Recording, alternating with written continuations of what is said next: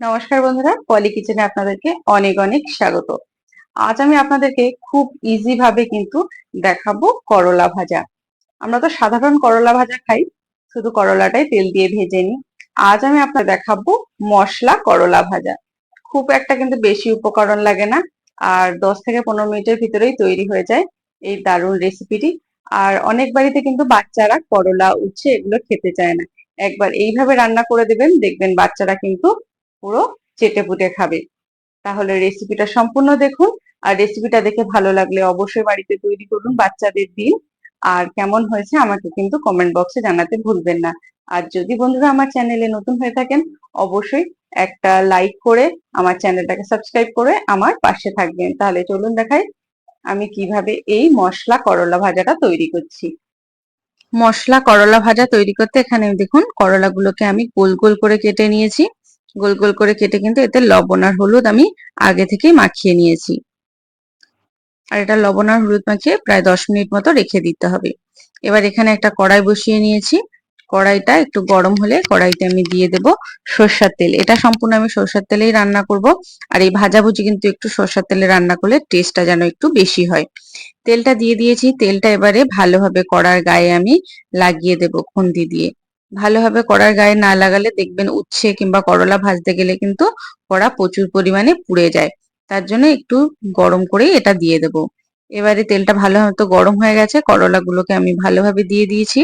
এতে দিয়ে কিন্তু ভালোভাবে উল্টে পাল্টে প্রায় 5 থেকে 6 মিনিট এটা সুন্দরভাবে দুই সাইডে যেন সেঁকা লাগে এমন ভাবে ভেজে নিতে হবে। দেখুন আমি কিন্তু খুন্তি দিয়ে এটাকে ভালোভাবে নেড়ে চেড়ে ভেজে নিচ্ছি। এইভাবে আমি 2 থেকে 3 মিনিট রেখে দেখুন একবার উল্টে দিয়েছি, উল্টে আবার একটু ভালোভাবে এটাকে ভেজে নিয়েছি। দেখতেই পাচ্ছেন খুব সুন্দরভাবে কিন্তু হালকাভাবে ভাজা হয়ে গেছে। এবার এটা আমি একটা পাত্রে তুলে নেব। তুলে নেওয়ার পরে ওই কড়াইতে আমি আরো একটু পরিমাণে দিয়ে দিয়েছি তেল।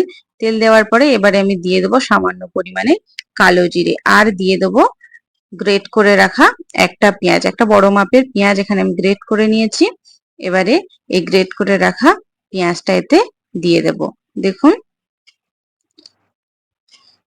পেঁয়াজটা দেওয়ার পরে কিন্তু একটু ভালোভাবে আমি নেড়ে নেব।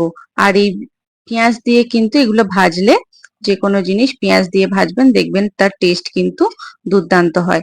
ভালোভাবে একটু আমি পেঁয়াজটাকে ভেজে নিচ্ছি।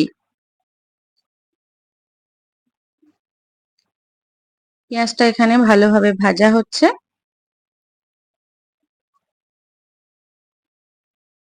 এবারে এতে দিয়ে দেবো সামান্য পরিমাণে লঙ্কা গুঁড়ো। আপনারা যারা লঙ্কা গুঁড়ো পছন্দ করেন না, অবশ্যই এতে কাঁচা লঙ্কা দিয়ে দেবেন। দেখবেন কাঁচা লঙ্কার গন্ধটাও সুন্দর আর খেতেও ভালো লাগবে। এখানে আমি লঙ্কা গুঁড়োটা দিয়ে একটু ভালোভাবে আমি লঙ্কা গুঁড়োটাও একটু কষিয়ে নেব এই পেঁয়াজের সাথে।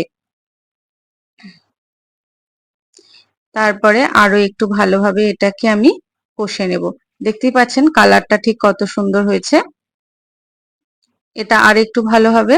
আর যখন এই মশলাটা কষবেন অবশ্যই গ্যাসের ফ্লেম একদম কমিয়ে দেবেন। দেখবেন কম আঁচে ভাজবেন, এটা কিন্তু পুড়ে যাবে না।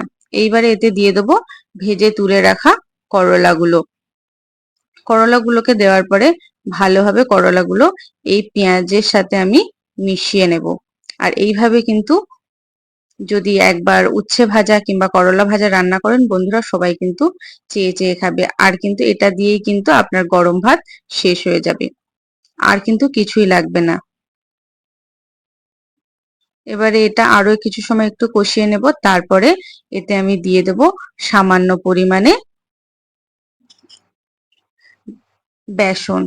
1 চামচ মতো এখানে বেসন দিলেই কিন্তু হয়ে যাবে। যেহেতু পরিমাণটা কম করলা, তার জন্য এখানে 1 চামচ মতো আমি দিয়ে দিয়েছি বেসন।